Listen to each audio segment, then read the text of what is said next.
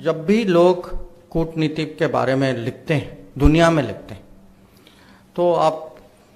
जो भी आप कभी आप पढ़ते होंगे किताब या सुनते होंगे, सबसे पहले कहते हैं कि अरे वो एक मैकियावेली था, बड़े मैकियावेली, बड़े बड़े सोच वाला आदमी था, वो इटालियन था। फिर कोई कहेगा नहीं वो ग्रीस के ना ये किताब हैं, वो इलियड की, आप एक अंग्रेजी में एक टर्म है ट्रोजन हॉर्स, ये निकला था इलियड से निकला था। फिर वो कहेंगे वो डिसेप्शन, वो सुनजू है चाइनीज, वो चाइनीज ना बड़े, इनकी सोच बहुत कॉम्प्लिकेटेड है, अरे वो तो मास्टर हैं। कभी कभी जापान का भी जिक्र करते हैं। भारत का कोई कुछ कहता नहीं। और 40 साल इसमें जो करते करते ना मुझे लगा कि कहीं ना कहीं अपना भी वो सामने रखें कि दुनिया भी जागे। और जो अगर आप महाभारत को कूटनीति के परिप्रेक्ष्य से देखें, मैं कहूँगा कि इससे अच्छी कहानी, इसमें इतने सबक हैं, इतने उदाहरण हैं, इतनी दुविधाएं हैं, इससे अच्छी कहानी आपको कहीं कहीं दुनिया में नहीं मिलेगी। और जब तक हम इस पे गर्व नहीं लेते, हम अपने आप को नहीं इसके बारे में सिखाते, और तो दुनिया, अगर हम अपने बारे में न कहें तो दुनिया हमारे बारे में कैसे कह सकती। तो मेरा लक्ष्य जो था कि ये कहीं मुझे दुनिया जानती है कि महाभारत है वो एक, पर उसको एक कभी लोग नाटक के रूप में प्रस्तुत करते हैं, कहीं कुछ हो सकता है कि कहीं फिल्म जैसा कुछ बनता हो, उसके छोटे छोटे भाग जो हैं लोगों को पता है। अगर आप लोगों को कहेंगे कि भाई आप भगवत गीता के बारे में जानते हैं, हाँ कहेंगे हाँ जानते हैं दुनिया में। पर अगर उनको पूरा चित्र सामने रखेंगे, उनके लिए एक नई बात है। और मुझे ये भी लगा कि आज के जो दुनिया की स्थिति जो है, मेरे मन में वो और महाभारत का जो मैं कहूँगा उस समय का लैंडस्केप जो था कि भारत में सिचुएशन क्या था, उसका एक किस्म से कुछ मुझे कहीं सिमिलैरिटी दिखाई दिया। क्योंकि आपने दो शब्द कहे, एक मल्टीपोलर माने अलग अलग बहुत सारे प्लेयर्स हैं, थोड़ा कुछ बैलेंस भी है बीच में। और उस समय का जो भारत में जो स्थिति जो थी, बहुत सारे प्लेयर्स थे। क्योंकि युद्ध के पहले आपको याद होगा कि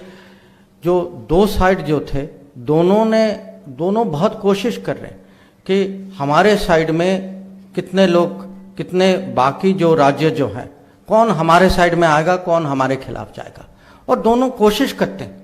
कि जो बीच के लोग जो हैं, जिन्होंने अभी तक चुना नहीं है, कि वो अपनी तरफ कैसे खींचें। और आजकल अगर आप दुनिया में डिप्लोमेसी, आज की दुनिया की डिप्लोमेसी देख रहे हैं तो वही है। और दूसरा कि बहुत पोलराइज था कि एक बार कौरव पांडव के बीच में जब वो अपना जो वापस आए और उन्होंने अपने हकों की मांग की, उसके बाद जब ये युद्ध की दिशा में जा रहे थे, तो ये जो दोनों साइड साफ साफ लग रहा था कि इनको रिकंसाइल करना मुश्किल हो रहा है। और ये पोलराइजेशन जो है, आप आज की दुनिया के बारे में सोचिए, वो पोलराइजेशन देखिए, और बीच में जो देश जो हैं उनकी स्थिति देखिए, और आपको महाभारत और आज की दुनिया के बीच में जो सिमिलैरिटी जो है वो दिखाई देगी। अब और भी मैं मॉडर्न और उस समय तो आधुनिक आज की दुनिया और उस समय की जो लोगों की जो दुविधा थी या जिनसे जो दबाव जो देश आए, जो राजा लोग आए, तो उसके कुछ मैं उदाहरण देना चाहता हूँ। एक तो है कि जो सबसे बड़ी दुविधा जो थी वो अर्जुन की दुविधा थी कि मुझे कुछ एक किस्म से ये मेरा दायित्व है, इसके कुछ परिणाम होंगे, तो एक्शन कैसे लें और उसके जो परिणाम जो हैं उसको कैसे मैनेज करें। तो ये कोई भी माने जो पॉलिसी, जो नीति या पॉलिटिक्स में जो होता है, उसके लिए हर ये बहुत बड़ी चिंता होती है, क्योंकि कभी कभी कुछ करना है ये साफ दिखाई देता है, पर जो आप करना चाहते हैं आप जानते हैं कि उसके कुछ कोलैटरल डैमेज भी हो सकता है या उसके कुछ कॉन्सिक्वेंसेस भी हो सकती है। दूसरा जो है, जो कंस्ट्रेंट जो है कि हम सबकी बंधनें होती हैं कि वहाँ थी कि भाई ये मेरे रिश्तेदार हैं, ये मेरे दोस्त थे, ये मेरा पड़ोसी था, इसके साथ कुछ संबंध थे। तो अर्जुन की भी होती हैं, युधिष्ठिर की भी होती हैं। अब भीष्म को लगता है कि भाई ये जो पांडव जो हैं, मैंने इनको पाला, इनके साथ मैं कैसे युद्ध कर सकता हूँ। द्रोणाचार्य को लगता है ये मेरे शिष्य थे, इनके साथ कैसे लड़ाई हो सकती है।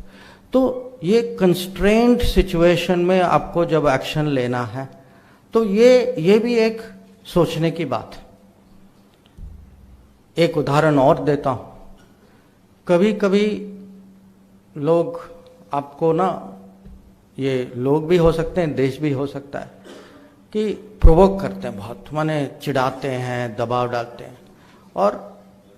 हमें सहना पड़ता है। ये भारत की स्थिति नहीं है, माने ये पॉलिटिक्स में होता है। तो सबसे जो सहने की ताकत जो है, स्ट्रेटेजिक पेशेंस, और उसका उदाहरण अगर आप महाभारत में देखें, वो शिशुपाल की कहानी, कि वो माने छेड़ते रहते हैं श्री कृष्ण जी को, और उनमें सहने की ताकत है जब तक उन्होंने निर्णय नहीं किया कि एक दिन माने वो 100 बार उन्होंने उनको माफ किया था। तो स्ट्रेटेजिक पेशेंस कैसे कल्टीवेट करें, ये भी महाभारत से सीखने को। और एक और विषय है कि जब भी आप पॉलिटिक्स माने डोमेस्टिक पॉलिटिक्स में देखें या इंटरनेशनल पॉलिटिक्स में देखें, ये एक दुविधा और है एथिक्स और टैक्टिक्स, कि जो करना चाहिए माने जो कानून या संस्कृति के हिसाब से करना चाहिए, और जो मजबूरी है। तो ये ज़रूरत भी है, पर कभी कभी इसकी अपनी प्रॉब्लम्स भी हैं। तो ये एथिक्स टैक्टिक्स की जो डुअलिटी जो है, और ये बार बार महाभारत में अलग अलग इसके उदाहरण हैं कि जो बड़े निर्णय जो होते हैं उनकी एथिक्स जो है कभी कभी उसमें क्वेश्चन मार्क आती है। अब जैसे अर्जुन जो हैं वो शिखंडी को आगे करते हैं, क्योंकि उनको पता है कि मेरे भीष्म के मन में है कि शिखंडी जो हैं औरत हैं, उन पे मैं उनका जवाब नहीं दे सकता हूं, मैं उन पे कुछ वो चलाने के लिए तैयार नहीं हूं। या करण से जो उनका जो आर्मर जो लिया जाता है, उनके जो इयररिंग्स जो लिए जाते हैं, वो भी लिए जाते हैं, जो उनको पता है कि इंद्र आए हैं, ब्राह्मण के रूप में आए हैं, मांगने के लिए आए हैं, वो मना नहीं कर सकते, पर उनको पता है कि ये हैं कौन, और तब भी वो देते हैं। और जो लिया जाता है वो एक किस्म से अन्याय है, पर तब भी किया जाता है। तो ये भी है कि पॉलिटिक्स में कभी कभी, और खासकर जब देश की सुरक्षा या देश के हितों में ये ऐसे सिचुएशंस आते हैं जो बहुत माने ये कठोर निर्णय होते हैं कभी कभी। और जो इसमें एक सब्जेक्ट और है रूल्स का पालन, कानून का पालन कब करना चाहिए, और कभी कभी जो लोग खुद नहीं करते, जैसे अब आखिर में दुर्योधन जो है या कर्ण जो है, दोनों जो हैं एक किस्म से गैर कानूनी, गैर माने गलत तरीके से उनकी मृत्यु होती, और दोनों जाते जाते उनकी शिकायत है कि आपने जो है रूल्स तोड़ा, कि आपने मारा कि जब मेरे हथियार नहीं हैं और मैं जो है जो अपने जो चैरियट का जो है मैं उसको उठा रहा हूँ। दुर्योधन का है कि आपने मुझे वेस्ट लाइन के नीचे मारा। नहीं, और जो कह रहे हैं वो ठीक है, पर जो खुद जो उनकी अगर व्यवहार देखें तो ये भी देखना है कि पॉलिटिक्स में जो खुद रूल का पालन करते हैं उनका हक होता है कि दूसरों से वो अपेक्षा हो। जो खुद नहीं करते उनके बारे में भी सोचें, और आज की दुनिया के बारे में सोचिए, उससे ज्यादा मुझे कहने की जरूरत नहीं है। और ये भी है कि जो इसका विजय जी ने भी कुछ कहा था कि जो न्यूट्रल लोग जो हैं, और इसमें अलग अलग किस्म के लोग हैं, जैसे शाल्य जो हैं वो लड़ते हैं, कौरव साइड में लड़ते हैं, पर उनके मन में है कि अरे ये मेरे भतीजे हैं नकुल सहदेव, पर मैं तब भी, क्योंकि उनको फंसाया गया था, वो गलत तरीके से वो कौरव उनको थोड़े कंफ्यूज हो गए थे और वो दूसरे साइड में चले गए। तो अंत में जो अगर आपका साथी उसका पूरा मन आपके साथ नहीं है, तो ऐसे साथी का माने हमें भी सोचना चाहिए कि इसका लाभ है या नहीं, क्योंकि अंत में यही जो है ये कर्ण को मरवा देते, कि जो आखिर की लड़ाई जो होती है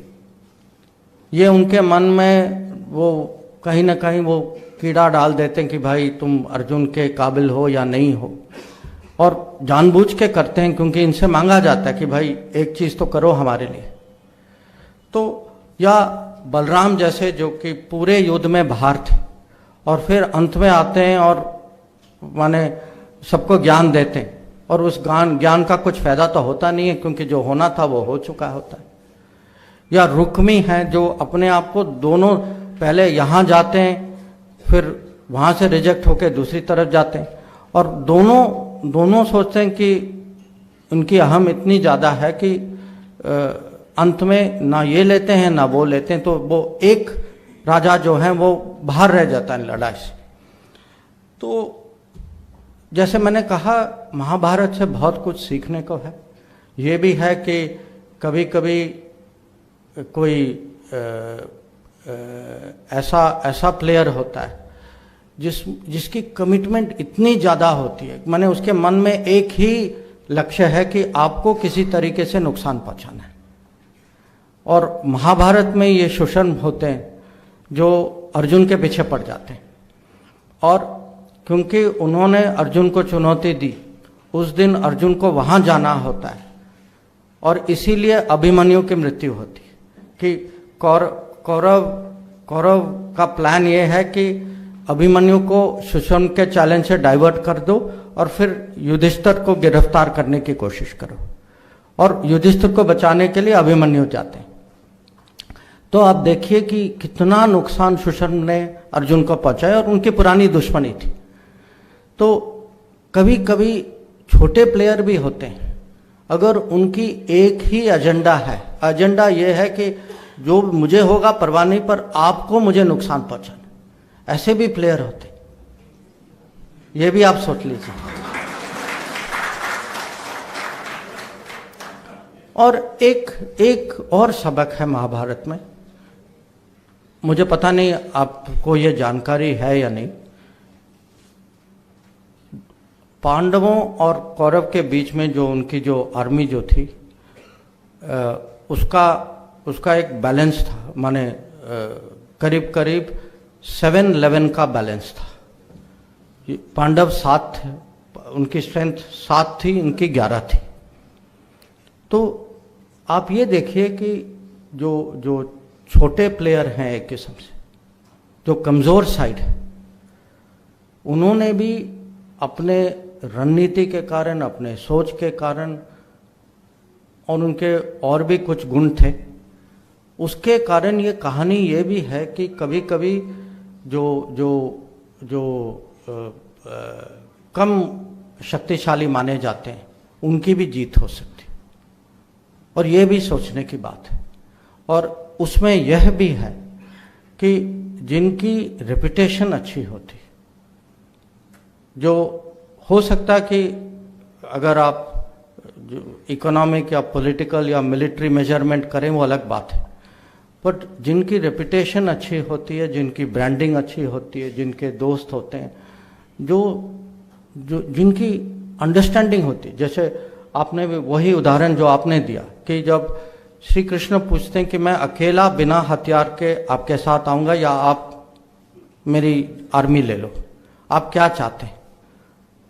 और दुर्योधन उनकी फौज लेते हैं, ये श्री कृष्ण बिना हथियार के कहते हैं कि आप मेरे साइड पे आ जाओ। तो कभी कभी ये पहचान भी होनी चाहिए कि सचमुच वैल्यू क्या है, कि ये जो दिखता है वो असलियत में कभी कभी होता नहीं है, कि कुछ और होता है। और ये एक किस्म से मैं कहूँगा कि आप इसको टेक्नोलॉजी के दृष्टि में देखिए कि इन्होंने टेक्नोलॉजी, अगर आप श्री कृष्ण को टेक्नोलॉजी के रूप में देखें, इन्होंने टेक्नोलॉजी का महत्व पहचाना, उन्होंने नहीं पहचाना। तो ये इस चैप्टर में मुझे लगता है अभी तक, क्योंकि मुझे फीडबैक में बहुत इंटरेस्ट है, अभी तक इस चैप्टर में मुझे सबसे अच्छा फीडबैक मिला।